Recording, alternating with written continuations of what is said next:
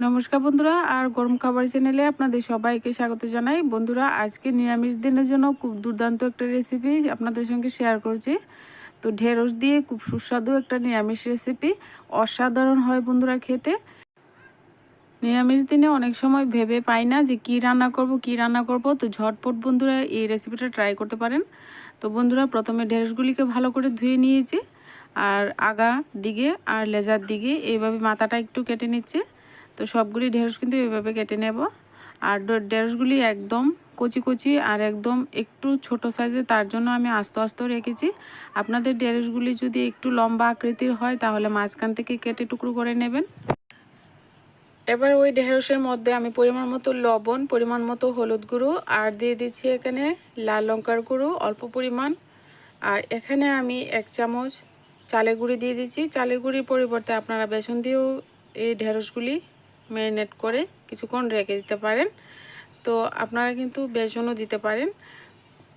এইভাবে ঢেঁড়সের গায়ে লবণ, হলুদ আর চালের গুঁড়ি দিয়ে ভালো করে একটু ম্যারিনেট করে রেখে দেব 5 মিনিটের মতো।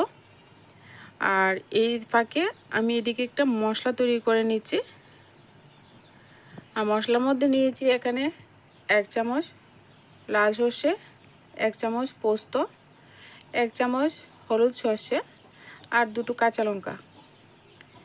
এবার আমি শিলনোড়ায় বেটে নিচ্ছি, আপনারা মিক্সিতেও বেটে নিতে পারেন। আর এদিকে আমার মশলা তৈরি করা হয়ে গেছে।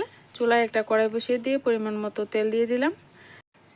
তেল ভালো করে গরম করে নিয়ে এবার ঢেঁড়সগুলিকে এবার দিয়ে লাল লাল করে ভেজে নেব। আর ঢেঁড়স কিন্তু ভাজা হতে বেশি সময় লাগে না, একটু সময়ের মধ্যেই নাড়াচাড়া করেই কিন্তু ঢেঁড়সগুলি নামিয়ে নিতে হবে, নইলে কিন্তু ঢেঁড়সগুলি পুড়ে যাবে। তো দেখুন, এবার ঢেঁড়সগুলি তুলে নিয়েছি, বাকিগুলিকেও সেমভাবে আমি ভেজে নেব।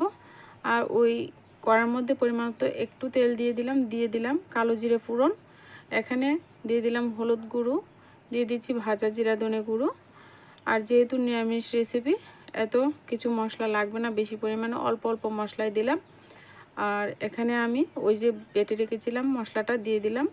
মশলার বাটি ধুয়ে একটু জল দিয়ে দিলাম। এবার মশলাটাকে নেড়ে চেড়ে একটু সময় ভেজে নেব। তো মশলা যখন সুন্দরভাবে ভাজা হয়ে যাবে, তেলটা উপরে ভেসে উঠবে, তো তখন কিন্তু বুঝতে হবে যে মশলাটা ঠিকঠাক সুন্দর ভাজা হয়েছে।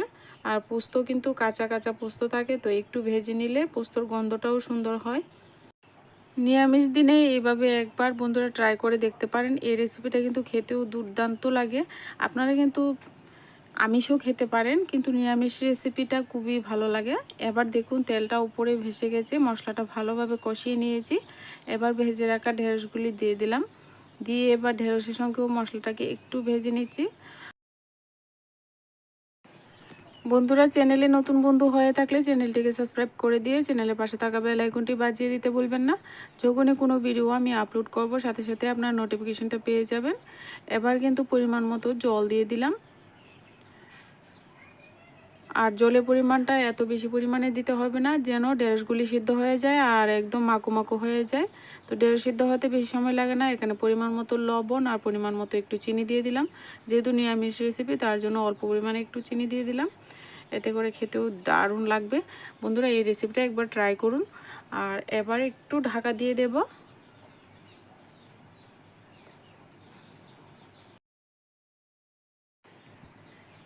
এবার আমি একটু ঢাকনাটা উঠিয়ে নাড়াচাড়া করে নেব। আর বন্ধুরা, এখানে কিন্তু আর কোনো রকম মশলা এখানে আর ব্যবহার করব না।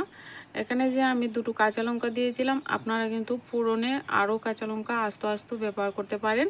তো আমি কিন্তু 2টো কাঁচা লঙ্কা দিয়ে কিন্তু এই রেসিপিটা করেছি। আপনারা চাইলে কিন্তু এখানে আরও কাঁচা লঙ্কা ব্যবহার করতে পারেন, কিন্তু শুকনো লঙ্কা দেওয়া যাবে না, কাঁচা লঙ্কা দিলে এই রেসিপিটা খেতে ভালো লাগে। এবার দেখুন কত দারুণ হয়েছে রেসিপিটা, দেখতে কতটা লোভনীয় হয়েছে। তো ঢেঁড়সের এই রেসিপিটা ভালো লাগলে ভিডিওতে লাইক কমেন্ট করতে ভুলবেন না।